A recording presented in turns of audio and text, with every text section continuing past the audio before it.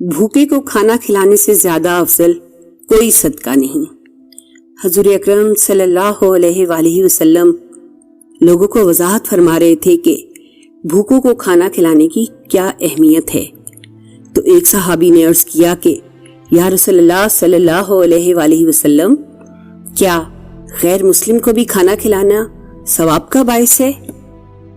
آپ صلی اللہ علیہ وآلہ وسلم نے سختی سے فرمایا، بھوکے انسان کو کھانا کھلانا ہے۔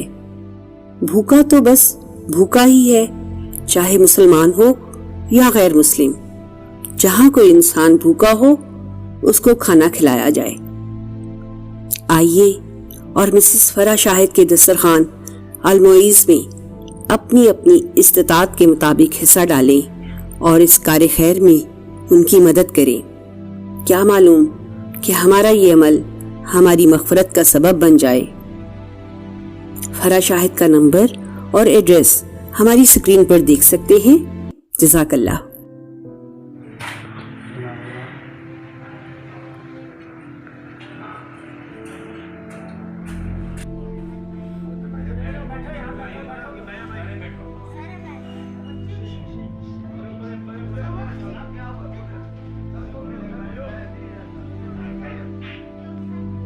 وعلیکم السلام۔ جی بھائی جان، آپ یہ مانتے ہیں کیا؟ یار یہ ہم نے تو دیکھا کہ مہنگائی بہت زیادہ ہوگی اور گورنمنٹ تو اتنا کچھ نہیں کر سکتی۔ اپنی مطلب آپ کے ساتھ کے لیے جو ہے نا جیسے جیسے وسیع ہوتا جائے گا یہ روزانہ روٹین میں آ جاتا جائے گا، اتنا بڑھتا جائے گا۔ ابھی جتنے آ رہے ہیں وہ کر رہے ہیں انشاءاللہ۔ جی بھائی، آپ کو کیسا لگ رہا ہے؟